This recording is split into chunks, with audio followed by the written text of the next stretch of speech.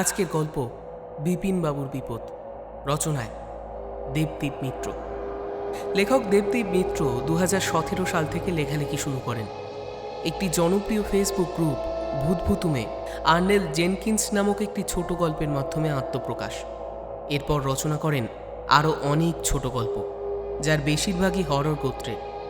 বর্তমানে অনেক গ্রুপের সাথেই যুক্ত, আর তার সাথে অনেক ছোট গল্প ও উপন্যাস নিয়ে অডিও স্টোরি প্রকাশিত হয়েছে ইউটিউবে। বিপিন বাবুর বিপদ এই গল্পটি ভূতভুতুম গ্রুপে প্রথম পোস্ট করা হয় 2018 সালে।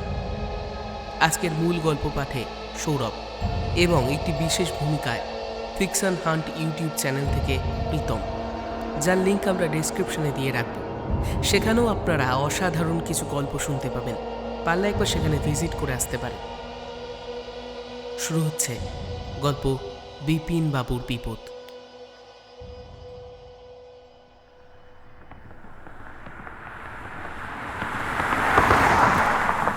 হাইওয়ের ওপর দিয়ে গাড়ি ছুটিয়ে বিপিন হালদার চলেছেন বহরমপুর, বন্ধুর বাড়িতে। কলকাতা নিবাসী বিপিনবাবুর ধর্মতলা অঞ্চলে একটা হোটেল আছে, নাম সুরভি। জাঁকজমকহীন ছোট্ট একটা হোটেল, কিন্তু চলে রমরমিয়ে। কলকাতার প্রাণকেন্দ্র হলো ধর্মতলা। অফিস কাছারির কোনো অভাব নেই।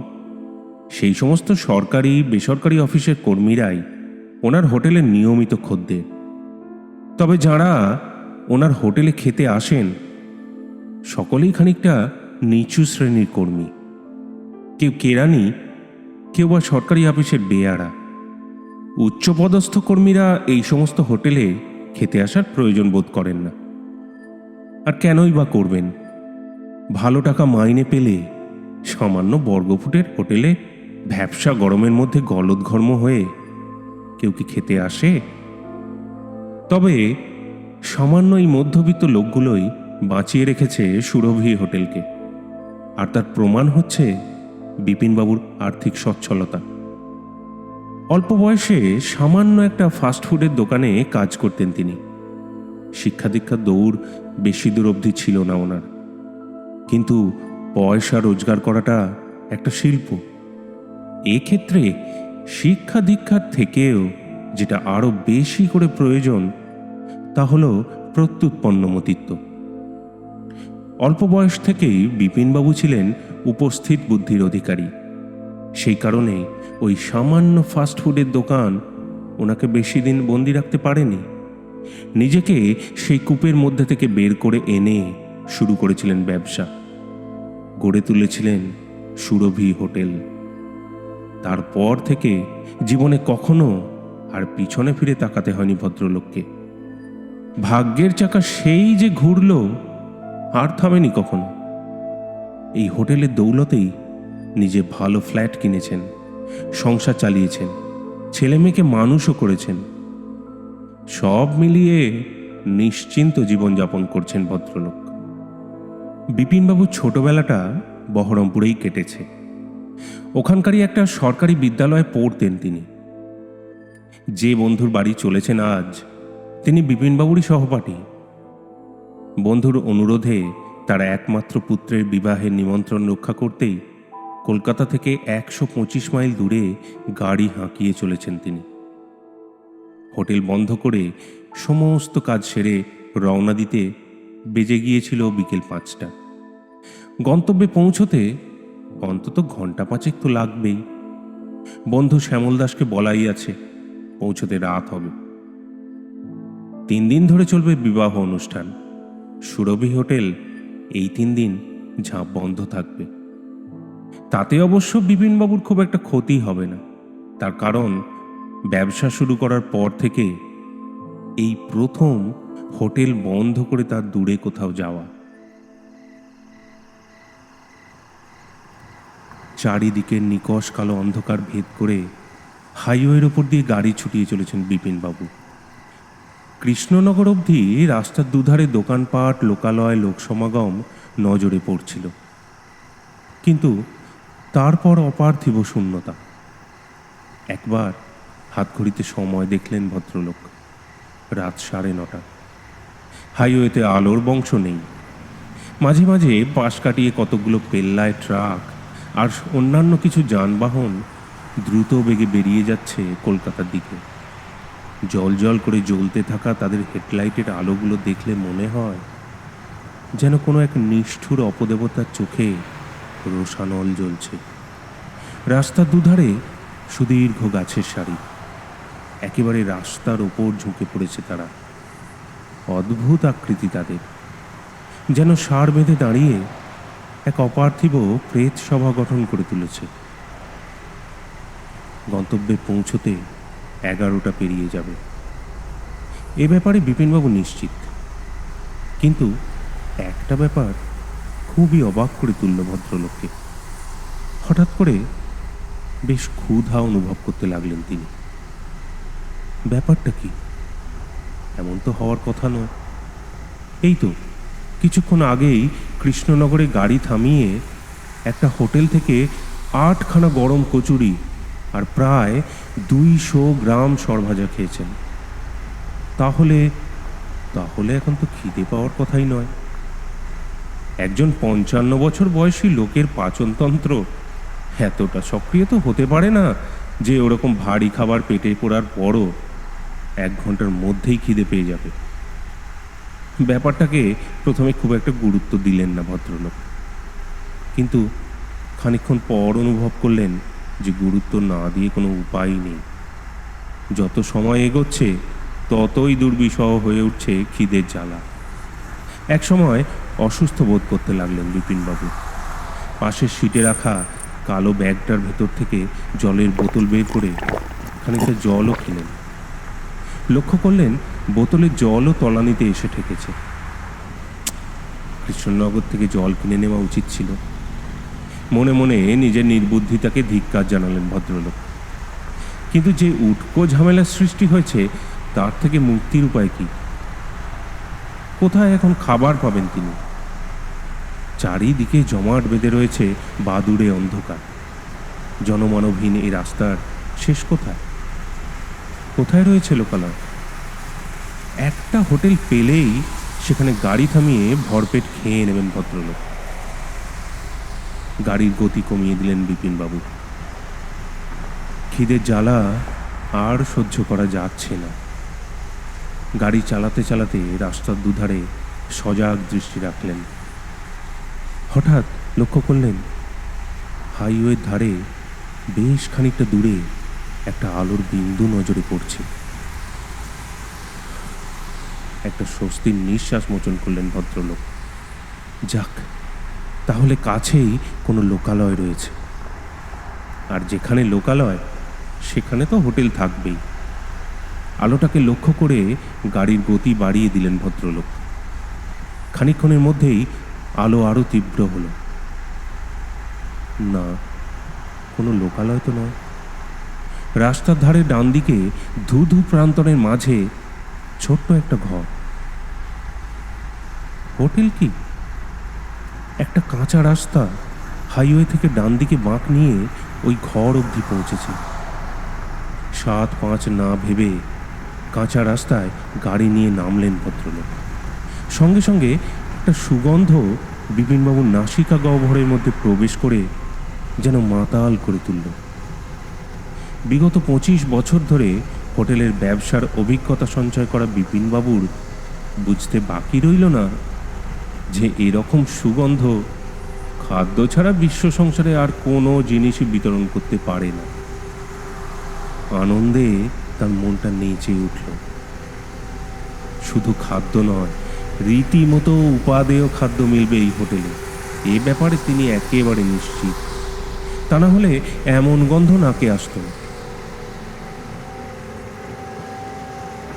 হোটেলটির সামনে পৌঁছে ব্রেক কষে গাড়ি থামালেন ভদ্রলোক। চারিদিক ফাঁকা, কোথাও কিচ্ছু নজরে পড়ছে না। নিশ্ছিদ্র অন্ধকারের মধ্যে রাতের মজলিসে মেতে উঠেছে ঝিল্লির দল। ছোট্ট হোটেল, দরজার ওপর সাইনবোর্ডে লাল হরফে মোটা করে লেখা হোটেল গন্ধেশ্বর। সার্থক নামকরণ। যে হোটেলের রন্ধন থেকে এরকম সুবাসের বিচ্ছুরণ ঘটে তার বিকল্প নাম আর অন্য কিছু হতেই পারে না। হোটেলের ভেতরটা পুরো ফাঁকা। রাত তো কম হয়নি। অবশ্য হাইওয়ের ধারের হোটেলে রাতেও খদ্দের আসে। যাই হোক, অবান্তর চিন্তায় সময় নষ্ট না করে বিপিনবাবু ঢুকলেন হোটেলের ভেতর। ক্যাশ কাউন্টারে কাউকে নজরে পড়ছে না। ছোট্ট এক চিলতে ঘরে সার বেঁধে কয়েকটা বেঞ্চ পাতা রয়েছে। এক কোণে একটা বেসিন। সেখানে গিয়ে চোখ মুখে বেশ ভালো করে জলের ঝাপটা দিয়ে দিলেন বিপিনবাবু।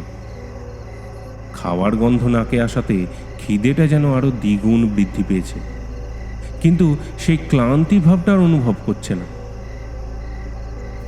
বেসিনের পাশে একটা বন্ধ দরজা, ওটাই বোধহয় রান্নাঘর। ভেতর থেকে হাতা খুন্তি নাড়ার শব্দ শোনা যাচ্ছে। প্রথম সারির একটা বেঞ্চে এসে বসে পড়লেন বিপিনবাবু। জোরে হাঁক পারলেন, কেউ আছেন নাকি? বন্ধ দরজার ওপার থেকে নাকি সুরে খ্যান খ্যানে গলায় কেউ বলে উঠল, এগে আসছি স্যার, একটু বসুন। রুমাল বের করে মুখটা মুছে হঠাৎ চমকে উঠলেন বিপিনবাবু। ব্যাপারটা এতক্ষণ লক্ষ্যই করেননি উনি। এই কোন হোটেলে এসে উঠেছেন? এই গঠন তো একেবারে সুরভি হোটেলের মতো। এ কি, সুরভি হোটেলের ভেতরটা যেই আদলে তৈরি, এও অবিকল সেই রকম। একই ভঙ্গিতে বেঞ্চ পাতা রয়েছে। ক্যাশ কাউন্টারটাও একই জায়গাতে। সিলিংয়ে ঝুলন্ত পাখাগুলো এক। বেসিনটাও একই জায়গায় রয়েছে। এমনকি দেওয়ালের রং ও তার গায়ে সাঁটা কিছু বিজ্ঞাপনও সমান। এও কি সম্ভব?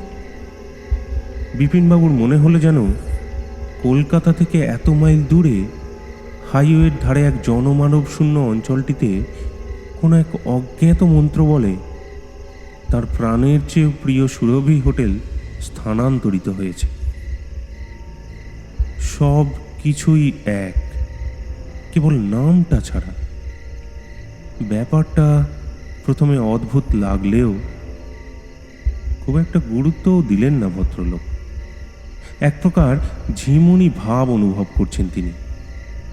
অনেকক্ষণ গাড়ি চালানোর ফলে হয়তো এমন হওয়াটা অস্বাভাবিক নয়। চোখ বুজে মাথা নিচু করে বসে রইলেন খাবারের প্রতীক্ষায়। কতক্ষণ চোখ বুজে ছিলেন তা ঠিক খেয়াল নেই ভদ্রলোকের।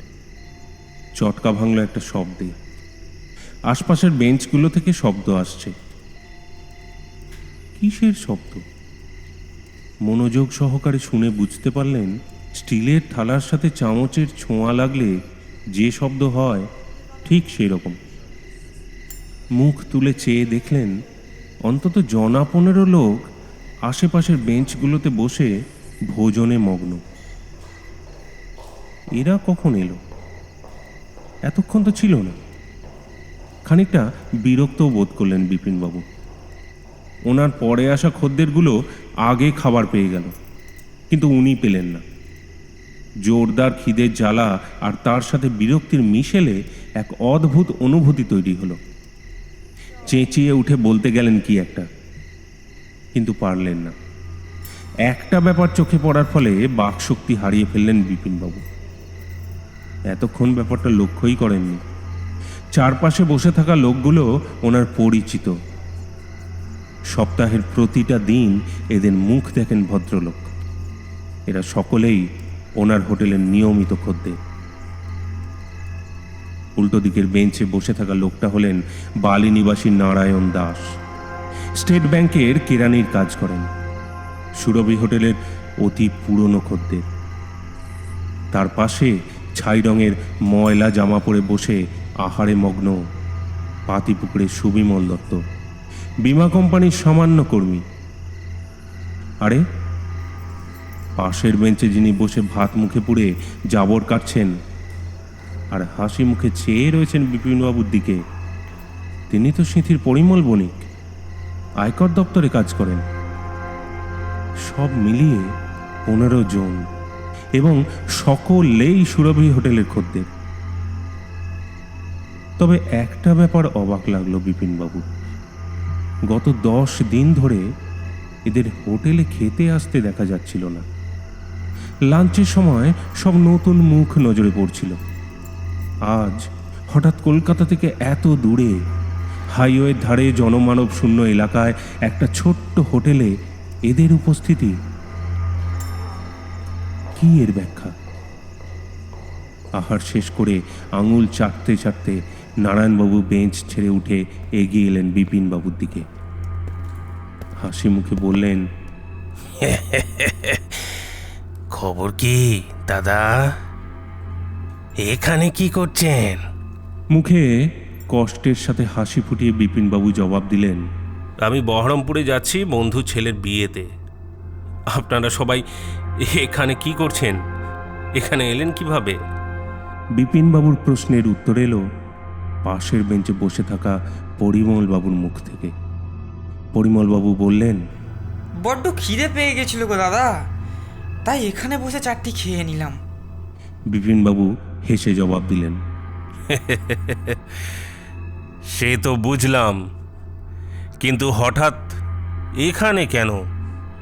আর আমার হোটেলেও তো আর দেখতে পাই না আপনাদের, ব্যাপারটা কি? উল্টো দিকের বেঞ্চ থেকে সুবিমলবাবু মাংসের ঠ্যাং চিবোতে চিবোতে জবাব দিলেন, আরে আমরা এখানে কি করছি নাই বা জানলেন? আগে বলুন, আপনি খাবারের অর্ডারটা দিয়েছেন? ধুর মশাই, কেউ তো অর্ডারই নিল না, অথচ আপনারা পরে এসে দিব্যি খাবার পেয়ে গেলেন। কি বলবো বলুন দেখি? আপনার খাবারটা একটু বিশেষ প্রণালীর দ্বারা রান্না করা হচ্ছে কি না, তাই একটু সময় লাগছে। তার মানে? বিস্ময়ের সাথে বললেন বিপিনবাবু। মাধববাবুর পাশে বসা বাসুদেব হাজরা বললেন, আসলে আমরাই বলিছি আপনার রান্নাটা একটু জম্পেশ করে করতে। আমার রান্না মানে? আমি তো অর্ডারই দিতে পারিনি। কি সব বলছেন আপনারা, তা তো কিছুই বুঝতে পারছি না। বুঝবেন বিপিনবাবু, বুঝবেন, একটু পরেই না হয় বুঝবেন। বলে উঠলেন মাঝের সারিতে বসে থাকা সুখচাঁদ শেখ। নারায়ণবাবু হাসতে হাসতে বললেন,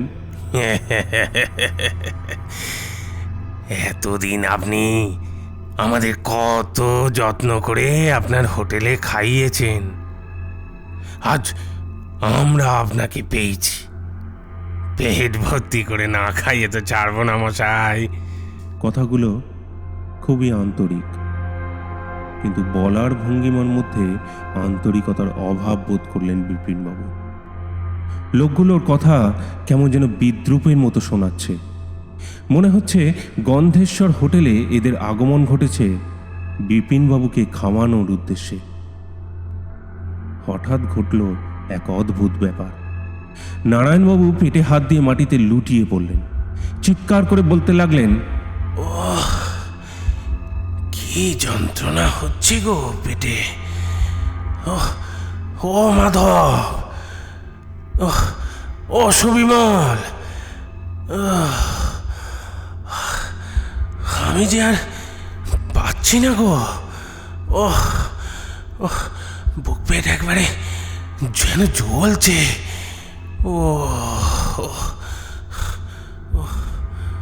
নারায়ণবাবুর দুর্দশায় সাহায্য করতে এগিয়ে এলেন বাকিরা, কিন্তু পারলেন না। সকলেরই অবস্থা তথৈবচ।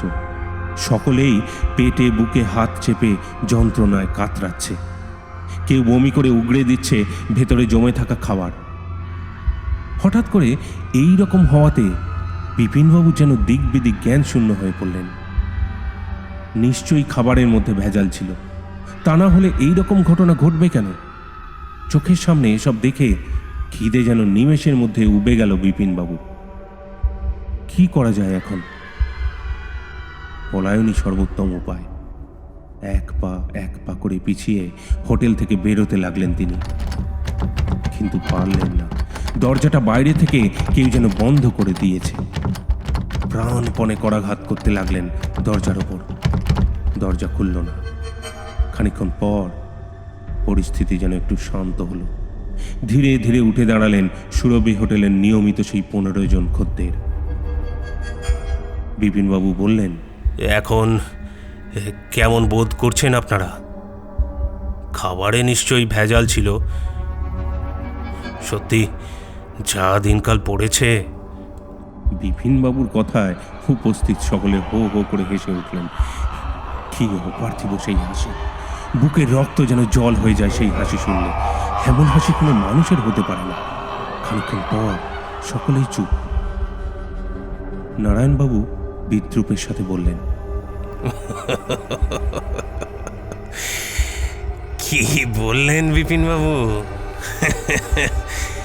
আরেকবার বলবেন দয়া করে? বললাম যে আপনাদের খাবারে নিশ্চয়ই কিছু ভেজাল মেশানোই ছিল, তাই আপনাদের বুকে পেটে ব্যথা হয়েছে। সুবিমলবাবু বলে উঠলেন, হাসালেন বিপিনবাবু, আপনার সুরভি হোটেলে যে খেয়েছে তার আর ভেজালে কি ভয়? তার মানে কি বলতে চাইছেন আপনি? পিছন থেকে মাধব চক্রবর্তী চেঁচিয়ে উঠে বললেন, কি বলছি বুঝতেই পারছেন না তাই না? গত কয়েক মাস ধরে আপনিই তো আমাদের ভেজাল খাইয়ে এসেছেন। অস্বীকার করতে পারবেন সে কথা বিপিন বাবু? পাশ থেকে সুখচাঁদ শেখ বলে উঠলেন, ভাগাড়ে পড়ে থাকা জন্তুর মাংস তুলে শটান আমাদের পাতে চালান দিতেন। এই ব্যাপারটা আমরা যে জানি না তা ভাববেন না। সুখচাঁদের কথায় সায় দিয়ে পরিমলবাবু বললেন, একদম ঠিক বলেছো হে সুখচাঁদ, বেটা আমাদের বোকা পেয়ে যা পেরেছে তাই খাইয়ে গেছে। আজ আমাদের পালা। এই মাধব, প্লেটটা আনো তো দেখি।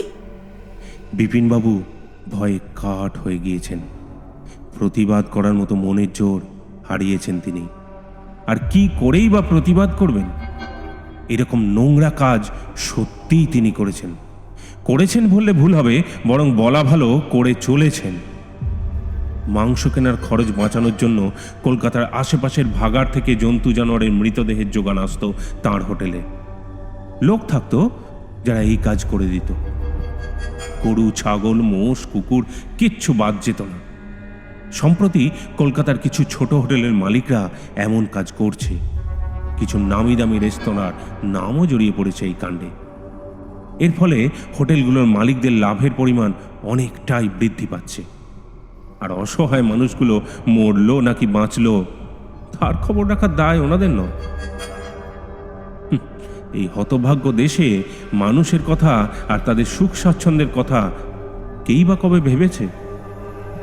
বিপিনবাবু সুরভি হোটেলেও একদিন তদন্তকারী দল আচমকা হানা দেয়, কিন্তু ভদ্রলোক ঠিক সামনে নিয়েছিলেন ব্যাপারটা। ওনার কুকীর্তি কোনোভাবেই ফাঁস হতে পারেনি। লোকগুলোর অভিযোগ যে সত্যি সে ব্যাপারে একেবারে নিশ্চিত বিপিনবাবু, কিন্তু মুখে কিছুই প্রকাশ করলেন না। প্রতিবাদ করে বললেন, কি সব আবোল তাবোল বকছেন আপনারা? আমি কখনো এরকম করিনি। আপনারা তো আমার হোটেলে এতদিন ধরে খেয়ে এসেছেন। সেইটাই তো কাল হয়ে দাঁড়ালো মশাই, বললেন বারাসত নিবাসী রেলকর্মী বিকাশ সরকার। মাধববাবু বললেন, কি যন্ত্রণা মশাই, কি বলবো। শেষ যেদিন খেয়ে গেলাম সেদিন রাত থেকে পেটে ব্যথা, আর তার সাথে পাল্লা দিয়ে রক্ত বমি। মনে খানিকটা সাহস এনে বিপিনবাবু বললেন, দেখুন আপনাদের হজম ক্ষমতা দুর্বল, তাই এমন হয়েছে। খামোখা আমার হোটেলে বদনাম করছেন কেন?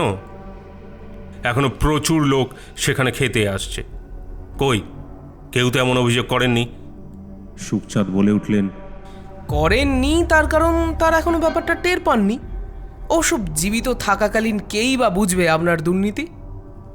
আমরাও কি চাই বুঝেছিলাম নাকি মশাই? বুঝলে তো আর এদিন দেখতে হতো না। বিপিনবাবু যেন চোখে অন্ধকার দেখছেন। এসব কথার অর্থ কি? ওনার হোটেলে খেয়ে এই 15 জন কোন পরিণতির শিকার? নারায়ণবাবু বিপিনবাবুর মুখের সামনে মুখ এনে দু চোখ পাকিয়ে বললেন, আমরা আর কেউ বেঁচে নেই। 2-3 দিন আগে সকলে ভেদভূমি করে পরলোক গমন করেছে। কেন করলেন মশাই এমন? কেন করলেন? তো অনেক পুরনো দিনের খদ্দের। এভাবে মানুষকে ঠকালেন কেন? হ্যাঁ, এত টাকা লোভ আপনার। আমাদের পরিবারের কি অবস্থা একবারও ভেবেছেন? স্ত্রী, সন্তান, কারোর বাড়িতে আবার বৃদ্ধা মা বাবা, সবাই তো অথই জলে পড়ল। বিপিনবাবু। আতঙ্কে কুঁকড়ে গেলেন বিপিনবাবু। শিরদাঁড়া বেয়ে একটা হিমেল স্রোত বয়ে গিয়ে সারা শরীরের শিহরণ জাগিয়ে তুলল। এ যে অতৃপ্ত অশরীরীদের এজলাসে এসে পড়েছেন। বন্ধুর ছেলের বিবাহের নিমন্ত্রণ রক্ষা করতে গিয়ে এমন যে ঘটবে এ তো স্বপ্নেও কল্পনা করা যায়নি। সেই 15 জন ধীরে ধীরে এগোতে লাগলো বিপিনবাবুর দিকে। দ্রুত পরিবর্তিত হচ্ছে তাদের চেহারা। ভাটার মতন জ্বলন্ত চোখগুলো বহন করছে রাগ, ঘৃণা, জিঘাংসা। প্রত্যেকের শরীর শীর্ণ হয়ে পড়েছে, মুখগুলো হয়ে উঠছে বিভৎস। দাঁত বের করে নিষ্ঠুর হাসি হাসছে সকলে। যে খদ্দেরদের এককালে দেখে বিপিনবাবুর মন প্রফুল্লিত হতো, আজ তাদের সান্নিধ্য জাগিয়ে তুলছে ভয়, কেবলই ভয়। আর হয়তো নিস্তার নেই এদের হাত থেকে। অতৃপ্ত বিদেহীদের মিছিলে সর্বাগ্রে দাঁড়িয়ে রয়েছেন নারায়ণবাবু। হাতে একটা শূন্য প্লেট। বিপিনবাবুর সামনে সেটা রাখা হলো। তারপর যা ঘটল তার জন্য একেবারেই প্রস্তুত ছিলেন না ভদ্রলোক। সেই 15 জন এক এক করে শূন্য প্লেটটাকে ভরিয়ে তুলতে লাগলো। না, সুখাদ্যের দ্বারা নয়। এত দিন ধরে সুরভি হোটেলে যে অখাদ্য কুখাদ্য তারা খেয়ে এসেছেন, সব উগড়ে দিতে লাগলো ওই প্লেটের ওপর। কি বিভৎস সে দৃশ্য! প্লেট ভর্তি এখন ভাগাড়ের মাংসের স্তূপ। নারায়ণবাবু চোখ পাকিয়ে রাগত স্বরে বললেন, কি অত ভাবছেন বিপিনবাবু? আপনার হোটেলে খেয়ে আমাদের কি অবস্থা জানতে চান? করজোড়ে অনুনয় করতে লাগলেন বিপিনবাবু। দুঃখে কেঁদে উঠে ক্ষমা চাইতে লাগলেন সকলের কাছে। কিন্তু আজ আর মুক্তি নেই। সেই প্রেত সমাগম আজ তার সর্বনাশ ঘটাতে বদ্ধপরিকর। হোটেলের ভেতরে আলো নিভে গিয়ে একটা অদ্ভুত অপার্থিব দীপ্তি বিরাজ করছে। আলো আধারির লুকোচুরির মধ্যেই বিপিনবাবু দেখতে পেলেন তাঁর দোকানের নিয়মিত 15 জন খদ্দের দুহাত তুলে বৈশাচিক উল্লাসে মেতে উঠেছে। চারিদিক কাঁপিয়ে তুলল সমবেত অট্টহাসি। ছুটে পালাতে গেলেন বিপিনবাবু, কিন্তু অন্ধকারে কোন দিকে যাবেন কিছুই ঠাহর করতে পারলেন না। মাটিতে পড়ে গেলেন। সঙ্গে সঙ্গে একাধিক শীতল হাত সজোরে তার কেশ গুচ্ছে ধরে টান মারল। তার সাথে পাল্লা দিয়ে চলতে লাগলো দুগালের ওপর চপেটাঘাত। যন্ত্রণায় প্রাণ বেরিয়ে গেল না। মূর্তিগুলো তাকে পুনরায় বেঞ্চের ওপর জোর খাটিয়ে বসিয়ে দিল সামনে রাখা সেই প্লেট। জোর করে বিপিনবাবুর মুখ ঠেসে ধরা হলো প্লেটের সাথে। লিকে সরু হাতগুলো সেই সব ভাগাড়ের মাংসের টুকরোগুলোকে গুঁজে দিতে লাগলো তার মুখের মধ্যে। উফ, কি দুর্গন্ধ সেই খাবারের! বমি উঠে এলো বিপিনবাবুর। যন্ত্রণার দম বন্ধ হয়ে গেল ওনার। তা সত্ত্বেও উন্মত্ত পিশাচেরা ক্ষান্ত হলো না। বাধ্য হয়ে প্লেটের সমস্ত মাংস সাবার করতে হলো বিপিনবাবুকে। আহারান্তে শরীরের সমস্ত বল হারিয়ে ফেললেন তিনি। লুটিয়ে পড়লেন মাটিতে। আবছা আলোয় দেখতে পেলেন যে তাঁর অন্তিমকালের দুরবস্থার সাক্ষী হওয়ার জন্য তাকে ঘিরে রয়েছে সেই কুদর্শন মূর্তিগুলো। এত কাল যা অন্যায় করে এসেছেন সব যেন শরীরের ওপর ভারী বোঝার মতো চেপে বসছে। আজ মনে হচ্ছে এমন না করলেই চলত। নিজের স্ত্রী আর ছেলে মেয়ের মুখগুলো মনে পড়তে লাগলো বিপিনবাবুর। অতৃপ্ত প্রেত দল এখন ষাঁড় বেঁধে দাঁড়িয়ে রয়েছে বিপিনবাবুর পাশে। পৈশাচিক উল্লাসের সাথে তারা ওনার পেট ও বুকের ওপর সজোরে পদাঘাত করতে লাগলো। উফ উফ এমন অবর্ণনীয় নরক যন্ত্রণা আগে কখনো অনুভব করেননি বিপিনবাবু। মুখ থেকে ভুস ভুস করে ছুটতে লাগলো রক্তধারা, চোখ বুজে এলো।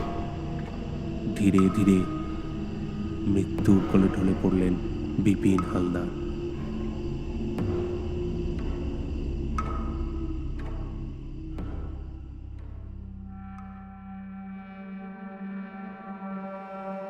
বিপিনবাবুর মৃতদেহ উদ্ধার করা হয় হাইওয়ের ধারে একটা ভাগাড়ের মধ্যে। চারিদিকে মৃত জন্তু জানোয়ারের স্তূপের মধ্যে পড়ে রয়েছে একটা রক্তাক্ত নিথর দেহ। খানিকটা দূরেই অটুট অবস্থায় দাঁড়িয়ে রয়েছে তার গাড়ি, আর গন্ধেশ্বর হোটেল, তার কোনো চিহ্ন নেই কোথাও। পুরো এলাকাটাই ফাঁকা।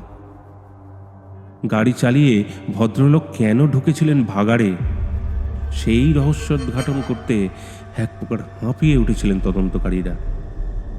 ব্যাপারটার উপর আলো ফেলতে ব্যর্থ হলেন তাঁরা। বিপিনবাবুর মৃত্যুর সাথে সাথে চিরতরে বন্ধ হয়ে গেল সুরভি হোটেল। ওই হোটেলেরই দুজন রন্ধনকর্মী বাবলু ও আনোয়ারেরও অস্বাভাবিক মৃত্যু হয়। সুরভি হোটেল আপাতত ঝাঁপ বন্ধ। কি ওর ভবিষ্যৎ তা কেউ জানে না। কিন্তু আশেপাশের অফিসগুলোতে মাঝে মধ্যে নাইট ডিউটি করতে আসা কিছু কর্মী আর পাহারাদারেরা দাবি করে যে এখনও নাকি মাঝে মধ্যে বন্ধ হোটেলের ভিতর থেকে বাসনের আওয়াজ ভেসে আসে, শোনা যায় কাদের উল্লাস ধ্বনি। কিন্তু কেন, কাদের কণ্ঠস্বর শোনা যায়? হয়তো ওই 15টি হতভাগ্য প্রেতাত্মা আজও এখানে জমায়েত হয়ে বিপিনবাবুর মৃত্যুকে উদযাপন করে। কিছু উত্তর অজানাই থাক।